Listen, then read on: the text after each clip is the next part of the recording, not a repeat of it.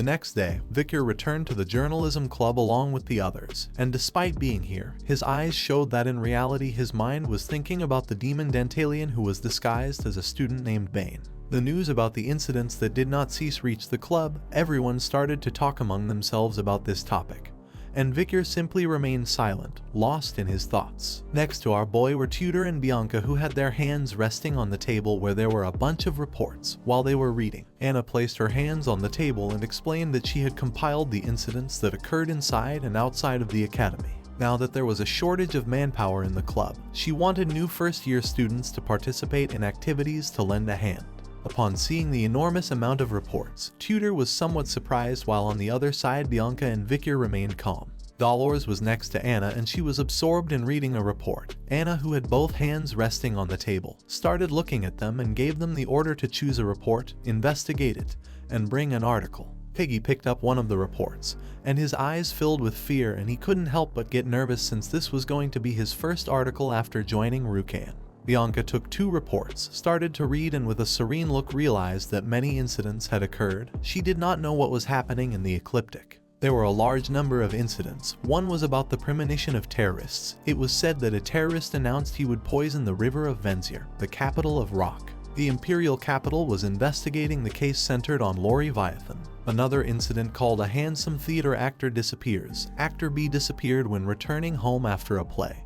It was very likely that the crime had been committed by a fanatic. Also occurred a strange murder case where the head of the family disappeared without leaving any trace. There was an incident called Don't Ask Questions on the Street. Mr. A, who had injured several people on the street, was sentenced to death. He still complained that he had not committed any crime and that his face had changed. The last but not least was called Rapid Increase in Disappearance Cases. The disappearance cases in Venzir were increasing. It could still not be identified the culprit, and many thought it was the work of the Night Hound. After carefully examining each report, using his hand, Vicker picked up a particular report that caught his attention quite a bit. The title of this report was Case of Disappearance Within the Academy. 3 students from the academy had disappeared. There were many witnesses, since normally the 3 went together, concluding that it had been an escape for love. Upon reading the report, Vicker's eyes filled with rage and he clenched his teeth tightly. On the report was the photograph of student Bane, better known as Dantalian. Vicker was fully aware that this bastard was one of the 10 elite corpses. Several hours later, night fell and the moon emerged, illuminating every corner of the dark city. In some middle-class neighborhood there was a small house. Inside were the husband and wife sleeping peacefully. Suddenly the husband opened his eyes and began to gaze at the ceiling in silence. Several seconds later, while the wife was sleeping like a log, he removed the sheet and quietly sat up. On the upper floor, there was a wooden window and the light from the streetlights outside was coming inside through it. The husband went up to the second floor, sat on the sofa, started looking at the ground and remained thinking in silence. After a while, he lifted his head and his pupils changed completely and turned green just like those of demons. In front of him appeared several masked demons. Among them was a Phoebo, a guy who wore a tie, another guy who carried giant scissors as a weapon, and a woman with red hair. The husband began to observe them and asked if they had discovered anything about the plague mask that was following them. Here we are revealed that Phoebo is the 9th corpse, Dantalian's subordinate. He began to speak in demonic tongue and started to reveal everything he knew. The woman was named Geronto. She was also the 9th corpse, Dantalian's subordinate. She stayed listening in silence. The guy who carried giant scissors as a weapon was named Heave. He also began to speak in demonic tongue.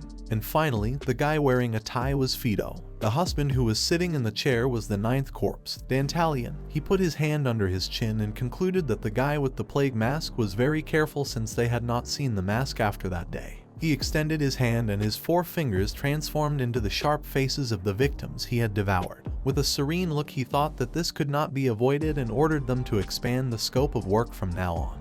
He pointed his fingers at his subordinates and fired 4 powerful shots, which hit them squarely in the faces. The faces that Dantalian had on his fingers began to merge with the masked demons.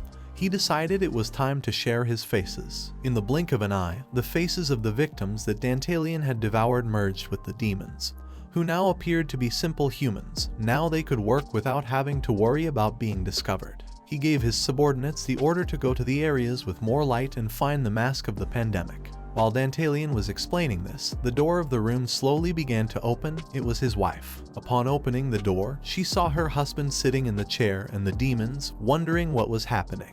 She put her hand near her mouth and couldn't help but sweat as she didn't know what he was doing awake at this hour in the morning. With a worried look, she asked who these guys were. Dantalian began to stare at her with a calm look and remained silent for several seconds. Then he closed his eyes and sighed as he wanted to admire that lively face a little longer. At that moment, Fido drew his weapon, appeared behind the wife, placed the blade on her neck, and with a cold expression prepared to end her life.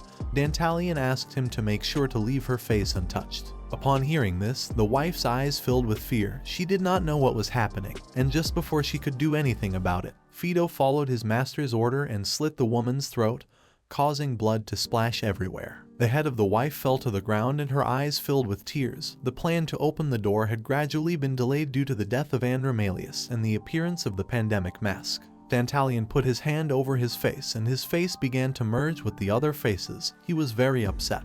His hairstyle changed, and he asked Ephibo to follow him since they had to see her. Upon hearing this, Ephibo started observing him, and upon seeing his new face, he couldn't help but be somewhat surprised. The face of Dantalian changed again.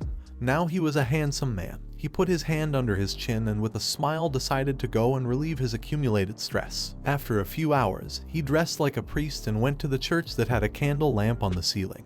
He closed his eyes and began to show a kind smile. At that moment, a woman appeared and asked why he was smiling. Dantalian, who had his hands resting on his abdomen, continued smiling. This woman was none other than Saintess Dolores. He replied that he could not help but smile having the beautiful Saintess standing in front of him. She began to stare at him with a calm look, called Dantalian Sir Quilty, and explained that she had not come to see him to make jokes. He reached out his hand to her and with a smile changed the subject. He was worried because her visits had become scarce lately. She approached him and with a serene look replied that recently there had been many murders and missing persons, so she had been busy covering them. The bastard Dantalian began to pretend, saying that the activities of her academy club had become busy. The world was becoming increasingly brutal. On the outside he started to show a kind smile, but deep down he was happy since he was the one responsible behind those cases. Dolores started to look at him with an insecure gaze and she remained silent. Quilty Lun Indulgentia was the head of the Indulgentia family, the collateral line of the Quo Vadis family.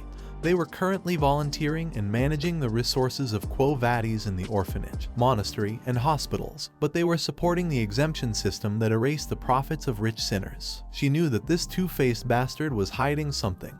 He approached her and with a smile asked why she had to talk to him. Dolores began to stare at him and remained thinking in silence. With a serious look she extended her hand to one side and replied that she had come to request that the exemption system be abolished since it was wrong to exempt someone from all sins just because one was rich. He opened his eyes and with a serene look asked what was wrong with this, since the exemption was a policy that had been in the church until now, asking if donating a large sum of money wasn't already sufficient punishment. With a look full of determination she mentioned that sins were something one must expose oneself to God for, and forgiveness was granted once one had received the appropriate punishment. She placed her hand over her chest and with a determined look revealed that the people affected by the exemption could not be saved. Her words left this bastard in shock and speechless. Several seconds later, he closed his mouth and realized that this was getting out of hand. He put his hands on his abdomen, turned his back to her and explained that he was just following the doctrine of the church. According to him, it was better for her to talk to her father, the cardinal. She remained listening in silence, and he asked her to please leave since he had heard that the students from the academy were coming to volunteer today, so there was no need to have a dispute within the Quo Vadis family in front of her juniors. She turned her back to him, looked back with a calm gaze and decided to come back later so they could talk a little more about this. After saying this, she began to head towards the exit of the church. The bastard Dantalian put his hand over his face, and his eyes transformed into those of a demon and he couldn't help but smile. His gaze fixed on our girl as he thought this was beautiful. Some veins appeared on his face, causing him to grit his teeth and start bleeding. He had almost given in to his impulse to collect her face, but he couldn't do this yet and needed to hold himself back. He started to imagine her lying on top of some masks filled with blood. The Saintess was the finest product he had discovered in this world. He wanted to collect her face when her face was in despair after chaos descended into this world. He began to hug himself and his body started to tremble. He was so anxious for that moment to arrive that a demonic eye appeared behind his head. They had to open the door as soon as possible for chaos to descend as soon as possible. After a few hours, someone wearing boots stood up. This was our boy Vicker. He was in front of the entrance of the orphanage. This was the orphanage that Cindy Wendy had found after analyzing the books of Andromalius. It was very likely that it was connected to the 10 elite corpses. This orphanage had the flag of the Quo Vadis family, and if a demon was planted within the Iron Blood family and the Holy Divine family, then it was also very likely that there were demons hidden within other families. After the explosion, Nightblood Hound caught attention, so he wanted to use volunteering as an excuse to slowly investigate the students. While Vicker was distracted, Tutor, Sancho, and Piggy appeared with a cheerful smile. Sancho began to observe Vicker. Tutor and Piggy started to look at the orphanage and were somewhat surprised to see that this was the orphanage where they had come to volunteer. Tutor put his arm over Vicker's neck and said that he was very lucky to have friends who were willing to volunteer with him, to which Vicker responded that he had never asked them to come. He sighed and fell silent, his eyes filled with concern as things had become bothersome. Dolor's family had control over the orphanage and Dantalian's bastard was the priest of the church. This is the end of the video. If you guys want to see the next part, then don't forget to subscribe and like the video.